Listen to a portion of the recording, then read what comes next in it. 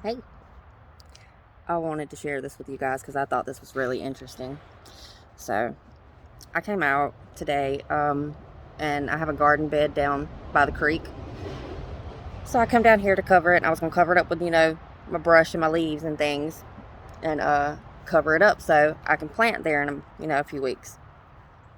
Because I kind of want to get the ground ready. Nobody's planted down here in years, probably. I know it's been probably a decade. So, we're getting it ready. Well, while I'm doing that, I don't know if you can, let's see. See over there? Got some foam and some waxy buildup that is in the other side of the creek. There's a little runoff over there. I don't even know where it comes from because water flows inwards from it like it is another creek that just joins that one somehow, some right there. I don't know. Anyways, so I was curious. I Googled it. And I like just the regular Google search now. I had Gemini, but Gemini was a little bit extra, and I couldn't deal with Gemini because it remembers everything, and I'm not always talking about everything, and sometimes it just wants to stay on other things when I want to talk about something else. So, it was a little too personal for me. I just need the questions that I'm answered, the questions I'm asking right now answered. But anyways, so I was talking to Google, and we got to this question that I asked, because we were talking about how the buildup that I see in my creek it's natural. It's just the creek doing what it's supposed to do. It's trying to fix something. It's something happened, and this is the response that you're getting for it. And it's natural, and it's what it's supposed to do, and it is just fixing itself. Leave it alone. Most people walk past it and they see the waxy buildup on top of it. It looks like candle wax almost setting on top of it, and then it looks like foam, like not like a soap foam, like a it's more lather, like shampoo or shaving cream type foam. And most people see it and they're just like, oh shit, something's got in my creek, it's contaminated. And they would try their best to clean it up. No, it's not a contamination. It is what it is doing, and that is the same thing that the human body does. And I asked Google because we tend to run to medicine and try to fix things ourselves when in reality, if we would just leave it alone, it would do what it was supposed to do. If you would just stop putting shit in there that is horrible, you'd probably be okay. You wouldn't have to have a family doctor. You would just have health. Your fevers, there's a purpose for those. And inflammation, that happens for a reason.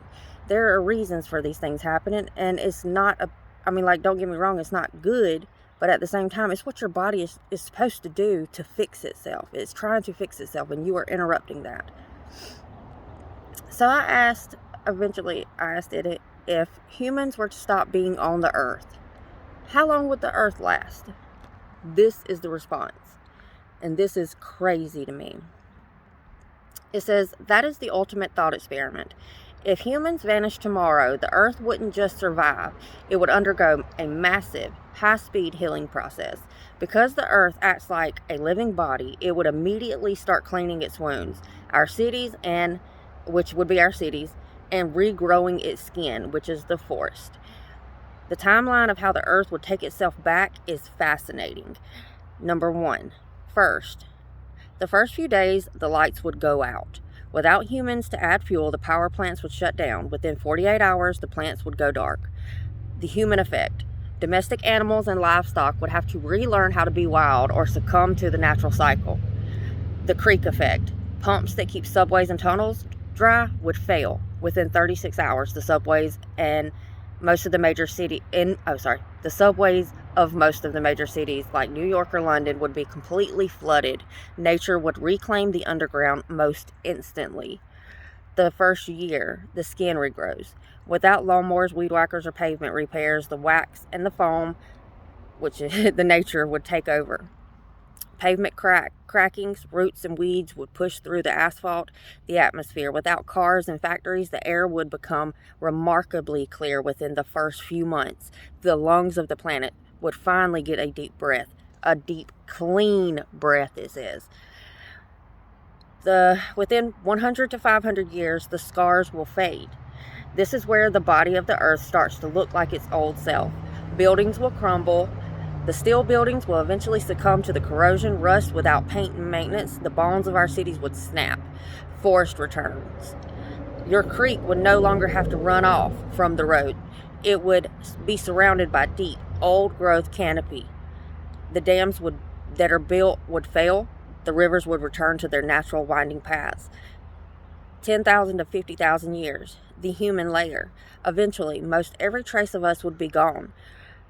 The only things left might be the stone foundations of the Great Pyramids, the Great Wall of China, or Mount Rushmore carvings. Everything else, our plastic, our glass, our wood, would eventually be buried under layers of soil, becoming part of the geological record.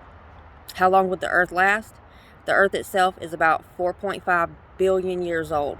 Without humans, it would likely continue to thrive for another 5 billion years, until the sun eventually expands and changes the solar system. In the grand scheme of the Earth's life, humanity has been around just a few seconds.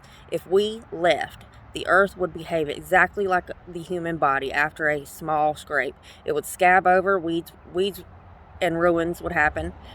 It would regenerate, the forest and the water would get clean. It would leave a tiny scar. That's it, just a tiny scar. The fossil record of our plastic and stones. That's it. It really goes back to what I said earlier. The earth knows how to take care of itself, is what I told it. We aren't owners of the earth. We are just temporary guests watching its incredible metabolism at work. It's a bit humbling, isn't it, to realize that the wax on your creek is part of the system that was here long before us and will be here long after. Does it make you feel at peace with the world to know that it is so resilient? Or does it feel a bit strange to think about it moving on without us? What do you think?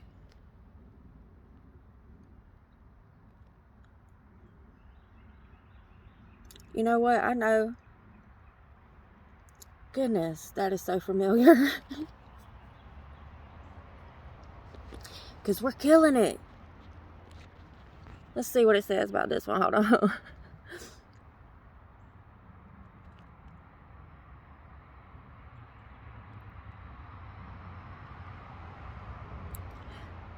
Knowing how quick it would recover from us.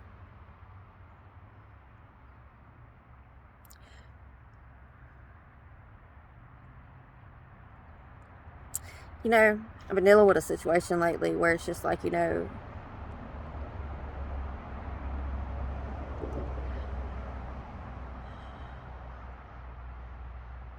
gotta move on without you. Dang.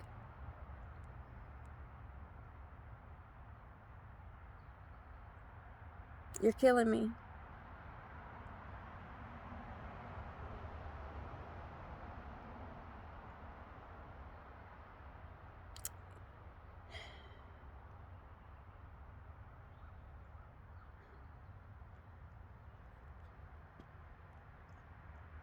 Bye, guys.